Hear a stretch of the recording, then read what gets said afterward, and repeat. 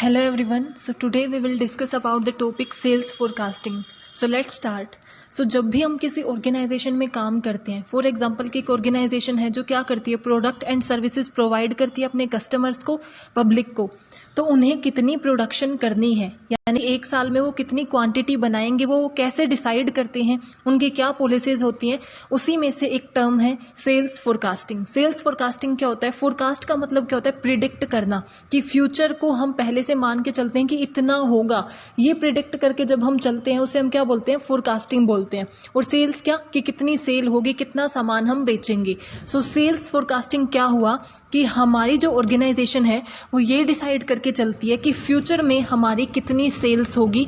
जब हम इसका प्रिडिक्शन करते हैं, इसकी फोरकास्टिंग करते हैं, उसे हम क्या बोलते हैं? Sales forecasting.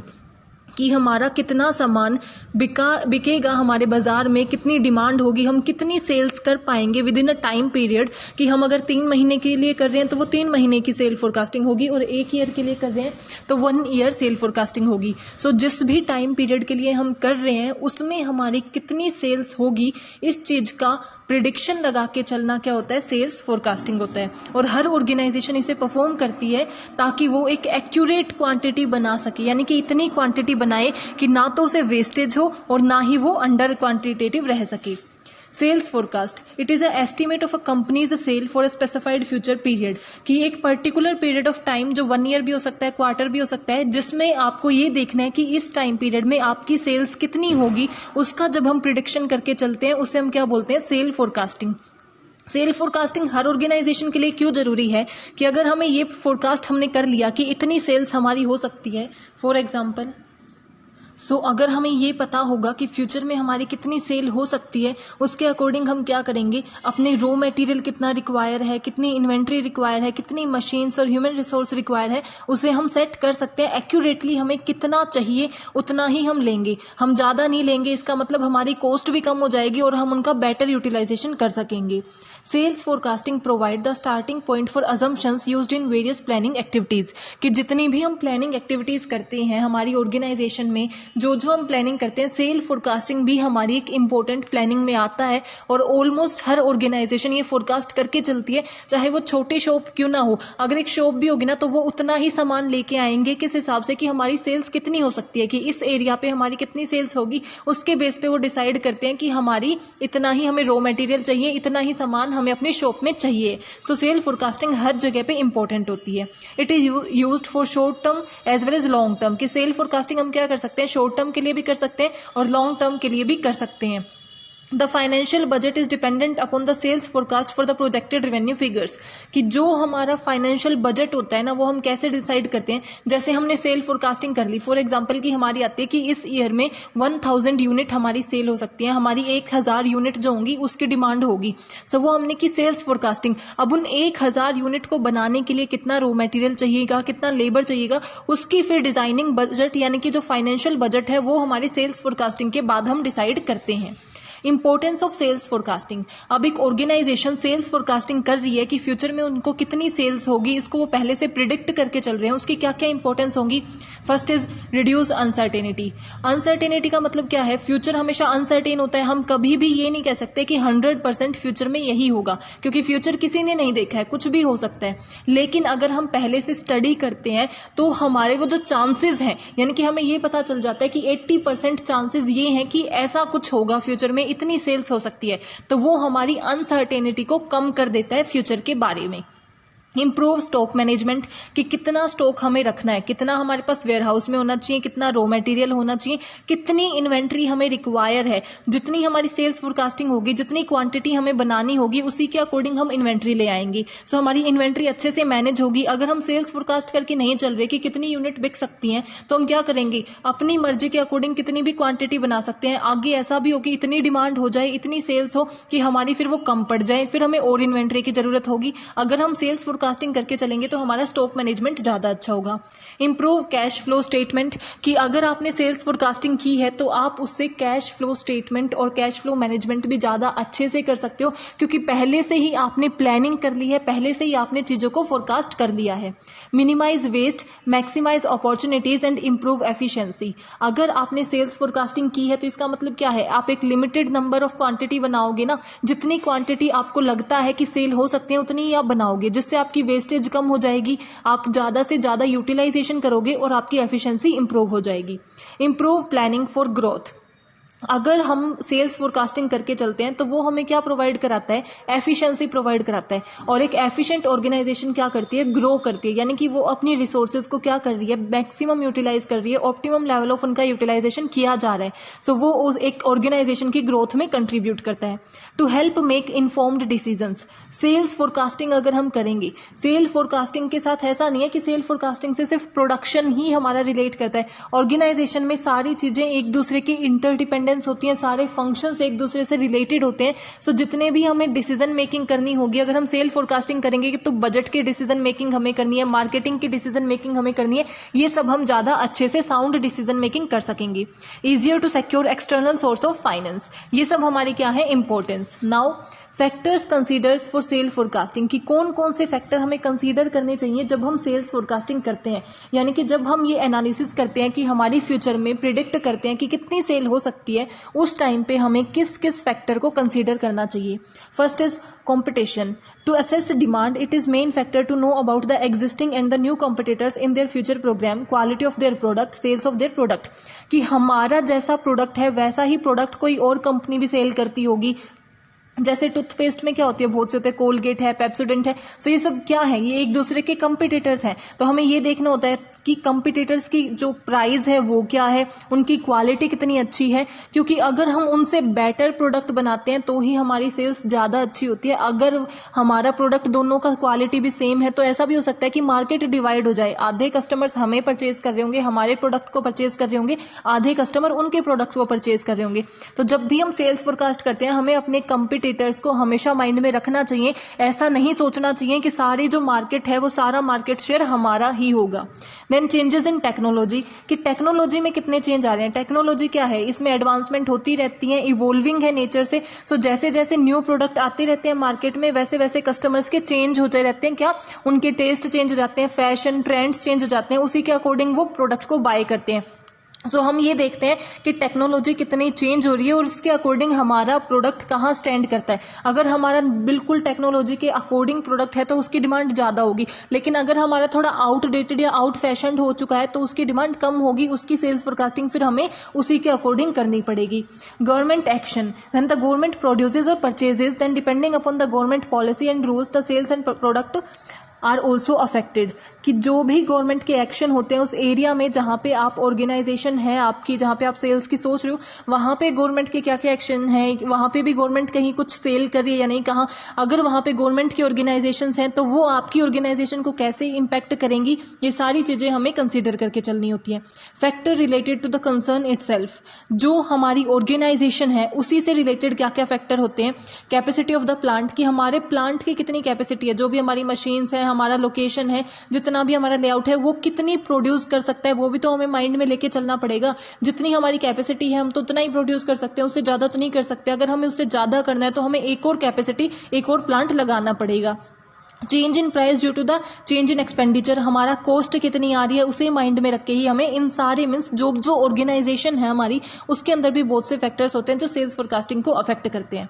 Now features of effective forecasting, एक अच्छी फोरकास्टिंग कौन सी होती है, यानी कि एक अच्छी सेल्स फोरकास्टिंग हम किसे लेकर चलेंगे। फर्स्ट इज एक्यूरेसी, जो एक्यूरेट होगी। एक्यूरेट का मतलब क्या है कि अगर उससे ये रिजल्ट आया है कि हमारी 1000 यूनिट एक साल में सेल हो सकती है तो वो इतनी एक्यूरेट होनी चाहिए कि जब हमारी रियल एक्चुअल सेल हो तो वो 1000 के आसपास ही हो। ऐसा नहीं कि जो हमारी सेल्स फोरकास्टिंग थी वो कंप्लीटली डिफरेंट थी, कि हमारी सेल्स फोरकास्टिंग तो आई 1000 और एक्चुअल में सेल हो रही है 500, तो वो बिल्कुल भी एक्यूरेट नहीं है। सो अगर हमारी जितनी ज्यादा एक्यूरेट होगी, जितनी सर्टेनिटी हमें वो प्रोवाइड करेगी, वो उतनी इफेक्टिव होती है। देन सिंप्लिसिटी, जो भी आप सेल्स फोरकास्टिंग करते हो वो सिंपल होनी चाहिए, यानी कि हमें इस तरीके से समझ तो आ जाए कि सेल्स फोरकास्टिंग का रिजल्ट क्या है। इतना कॉम्प्लेक्स हमें जो फॉर्मूला है या इतना कॉम्प्लेक्स प्रोसीजर हमें यूज करना ही नहीं चाहिए कि हम उसे कैलकुलेट करते टाइम ही मिस्टेक कर दें।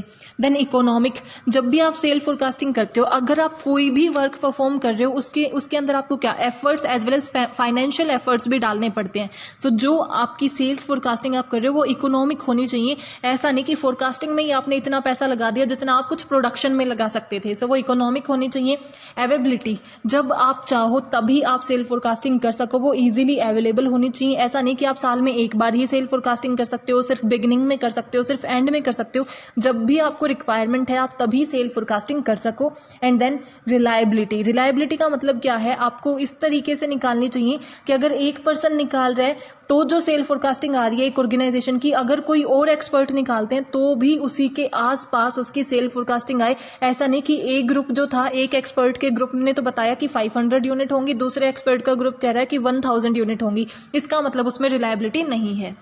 Now steps in sales forecasting, हम सेल्स फोरकास्टिंग कैसे करते हैं, उसके क्या स्टेप्स होते हैं। First is defining the objective to be achieved, कि हम ये देख के चलते हैं कि हमारी सेल्स फोरकास्टिंग का ऑब्जेक्टिव क्या है। जो भी हम फोरकास्टिंग करना चाह रहे हैं, प्रिडिक्शन करना चाह रहे हैं, उसके पीछे हमारा बेसिक पर्पस और मेन ऑब्जेक्टिव क्या है। Then dividing various product into homogeneous group, then हम क्या करेंगे, जो भी प्रोडक्ट है जिसकी भी हम क्या करना चाहते हैं, सेल फोरकास्टिंग करना चाहते हैं, उन्हें होमोजीनियस ग्रुप में डाल देंगे। एक तरीके के प्रोडक्ट एक जगह पे रहेंगे और डिफरेंट करके ऐसे कॉलम्स हम कैटेगरीज बना देंगे जहां पे होमोजीनियस ग्रुप होंगे। Then analysis the importance of various factor to be studied for sale forecasting, कि जो भी हमारे सेल फोरकास्टिंग के अंदर इंपॉर्टेंट फैक्टर हैं जो उसे अफेक्ट करते हैं उनकी अच्छे से स्टडी करेंगे। जैसे अभी हमने देखा कि ये फैक्टर कंसीडर करने चाहिए, सो इन सभी फैक्टर को हम कंसीडर करेंगे, उनकी अच्छे से स्टडी करेंगे। देन बेस्ट मेथड को हम सेलेक्ट करेंगे सेल फोरकास्टिंग के, collecting and analysing the related information, जो भी हमारे फैक्टर्स थे जो अफेक्ट कर रहे थे उनके बारे में हम क्या करेंगे, इंफॉर्मेशन को गैदर करेंगे, एनालाइज करेंगे, drawing conclusion from the analysis made, और जो हमने एनालाइज किया उससे हम इवेल्युएट करके लेके आएंगे, यानी कि फाइनल हम ये पता लगाएंगे कि कौन सा फैक्टर सबसे ज्यादा प्रोमिनेंट है और उसकी वजह से क्या इफेक्ट आ रहा है, कि हमारी उसकी वजह से सेल्स कम हो रही है या ज्यादा हो रही है। इंप्लीमेंटिंग द डिसीजन मेकिंग, और जो भी हमारा डिसीजन आए उसे हम क्या कर देंगे, इंप्लीमेंट कर देंगे कि ये 5 फैक्टर थे जो इन्फ्लुएंस कर रहे थे, इनमें से ये 3 प्रोमिनेंट फैक्टर थे जिसकी वजह से आपकी सेल्स क्या हो सकती है, फ्यूचर टाइम में कम हो सकती है। उस डिसीजन को हम इंप्लीमेंट करेंगे एंड देन जब वो एक्चुअल में होगा तो उसे रिव्यू एंड रिवाइज करेंगे। Types of sale forecasting, sales forecasting 2 तरीके की होती है, short term sales forecasting and long term sales forecasting. जब हम सिर्फ मैक्सिमम 1 ईयर के लिए करते हैं, यानी कि कुछ मंथ्स के लिए करते हैं, कुछ वीक के लिए करते हैं, क्वार्टर के लिए करते हैं, हाफ ईयरली करते हैं, यानी कि विद इन 1 पीरियड के लिए अगर हम फोरकास्टिंग करके चलते हैं तो वो हमारी क्या होती है, शॉर्ट टर्म सेल्स फोरकास्टिंग। और अगर हम लॉन्ग टर्म के लिए करते हैं, 10 ईयर के लिए करते हैं, 12 ईयर के लिए, 15 ईयर के लिए, तो वो हमारी क्या हो जाती है, लॉन्ग टर्म सेल्स फोरकास्टिंग।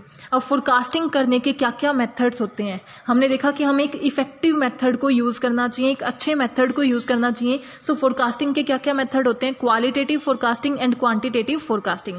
सो क्वालिटेटिव फोरकास्टिंग में क्या आता है, jury of executive opinion. Qualitative का मतलब जिसे हम नंबर में मेजर नहीं करते, जो नॉन मैथमेटिकल मेजर्स हैं, इसमें हम मैथमेटिक्स का यूज नहीं करते, फॉर्मूले का यूज नहीं करते, और अगर हमारे क्वांटिटेटिव को यूज करेंगे तो उसमें हम मैथमेटिक्स का यूज करेंगे।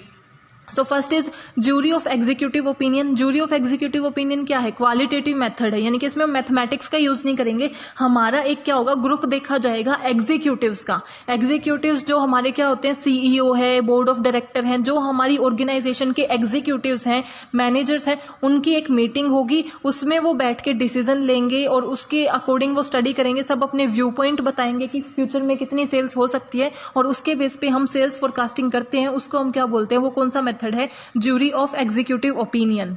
Second is sales force composite. इसका मतलब क्या है कि जो आपकी ऑर्गेनाइजेशन है उसमें कुछ आपकी सेल्स फोर्स भी होती है जो डायरेक्टली कस्टमर से डील करती है, जो क्या करती है, एक्चुअल में सेल्स करती है। जो सेल्स मैनेजर्स होता है उसके अंडर जो भी लोग काम करते हैं वो सेल्स फोर्स के अंदर आते हैं, जो डायरेक्टली कस्टमर्स के साथ डील करते हैं। सो जो कस्टमर्स के साथ डील कर रहे हैं वो जब ये बताते हैं, वो सब मिलकर फोरकास्टिंग करते हैं कि कितनी आगे सेल्स हो सकती है, क्योंकि वो डायरेक्टली कस्टमर से रिलेटेड है, डायरेक्टली कस्टमर के साथ डील करते हैं, तो उन्हें पता होता है कि कौन सा कस्टमर या फिर आगे डिमांड ज्यादा होने वाली है या नहीं। सो जब हमारे सेल्स फोर्स डिसाइड करती है, फोरकास्ट करती है, उसे हम क्या बोलते हैं, sales force composite. Then next is consumer market survey. Consumer market survey क्या होता है कि जितने भी एक ऑर्गेनाइजेशन के कस्टमर्स हैं ना, उनमें से कुछ कस्टमर्स को ऑर्गेनाइजेशन सेलेक्ट कर लेती है, यानी कि अपने जितने भी कस्टमर्स हैं उसमें से कुछ का सैंपल रैंडमली भी सिलेक्ट कर सकती है और वो अपनी सैंपलिंग अपने चॉइस के अकॉर्डिंग भी सिलेक्ट कर सकती है। उन्हें सेलेक्ट करने के बाद उन कस्टमर से सर्वे करती है, उनसे पूछती है कि फ्यूचर में वो कितना क्या सोच रहे हैं, क्या क्या परचेज करने की सोच रहे हैं, फ्यूचर में उनकी कितनी डिमांड हो सकती है, और उसके बेस पे वो क्या करते हैं, फोरकास्ट करते हैं। Then Delphi method. Delphi method में क्या होता है, एक एक्सपर्ट ग्रुप होता है, उन्हें एक चेकलिस्ट दे दी जाती है, यानी कि जिसमें कुछ क्वेश्चंस होंगे और उन्हें टिक करना होगा। सभी एक्सपर्ट्स को वो करने के बाद हम उन्हें एनालाइज करते हैं, जो भी हमारे पास रिजल्ट आता है उसके बेस पे हम क्या करते हैं, फोरकास्टिंग करते हैं।